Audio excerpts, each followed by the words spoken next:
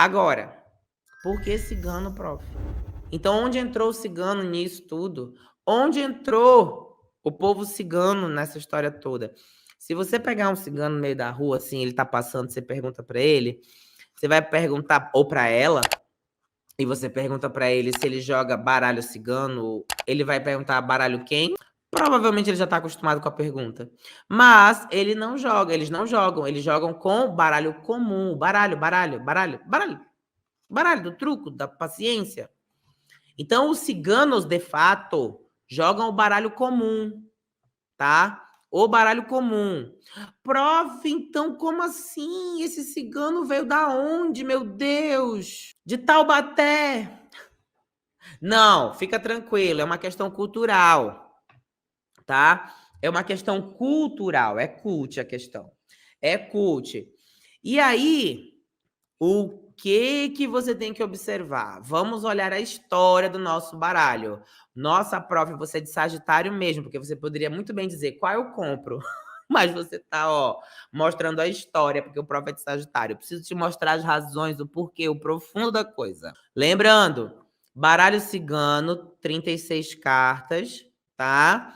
Tarô, 78. Os dois são os oráculos mais utilizados do mundo da cartomancia. Existem milhares de outros, mas tarô e baralho cigano ou Lenormand são os mais lidos no mundo. Ponto.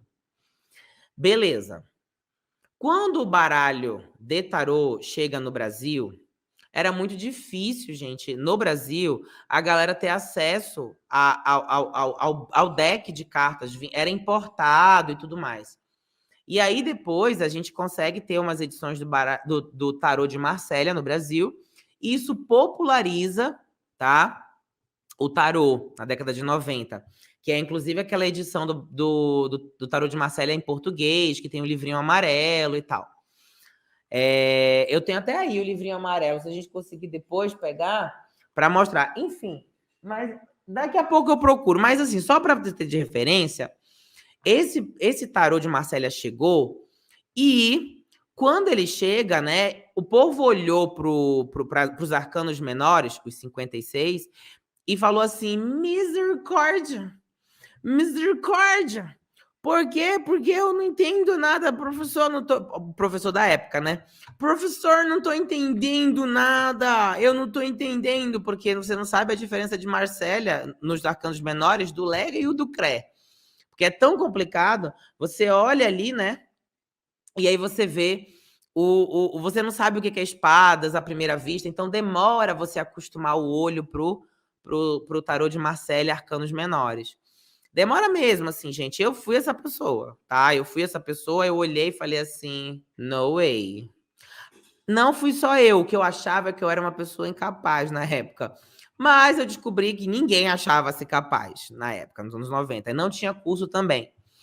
Eis que vem o outro baralho importado de 36 cartas, que tinha um rato, um caixão, uma cobra e só 36 cartas, direto ao ponto. Aí a gente começa a ter o que? Edições nacionais de baralho cigano vendidas, entendeu? A preços assim super acessíveis. Baralho cigano, porque também não dava para vender de Le Petit Jeu de Cartes de Mademoiselle Lenormand. Também não dava. Então, o baralho cigano, dentro de uma lógica de importação, passou a ter edições brasileiras, enquanto o tarô continuava enigmático, difícil de acessar, seja para comprar, fosse também para aprender. O baralho de cigano começa a entrar na roda esotérica da galera dos anos 90. E aí entra o Liguejá, quem lembra? Entra o Liguejá. Liguejá vai lá e começa a fazer o quê? Que é o Volta Mercado. Atendimentos com as cartas do tarô. Tu amor, tu vida, tu dinheiro, teu tarot. Liguejá. Lembra disso? Então, eu imagino que Walter Mercado, que teve uma grande gama de pessoas aqui, de adeptos, no Brasil e no mundo também, o cara ficou muito famoso. Ele começou a precisar de quê? De cartomantes. E na época, ele percebeu o quê? Provavelmente que tinha muito mais gente aí aprendendo o baralho cigano. O bendito do baralho cigano que estava se popularizando. E aí é quando aparece o Ligue já, meus especialistas de baralho cigano. Ligue já, Virgo, Capricórnio, Libra, Sagitário, baralho cigano. E aí a gente começa a ver aquelas propagandas que tinham um acampamento cigano, isso é década de 90, tá? Aquele acampamento, né? Eu tenho uma equipe de videntes, é isso mesmo, Zena aqui me ajudando com a copy da propaganda.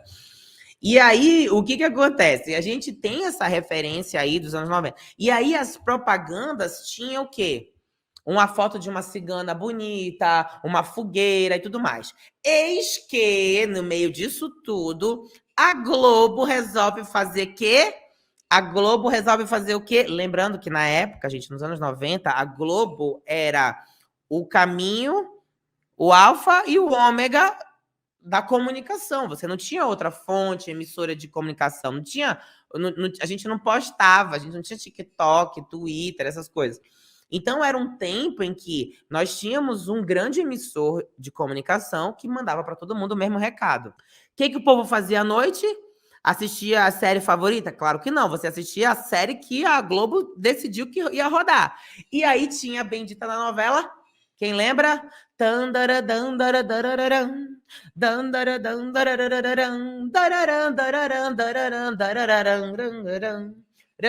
Já, cadê o pandeiro? Lembra? Quem lembra? Quem lembra, gente? Quem lembra? Como é o nome da novela? Como é o nome da novela? Pronto.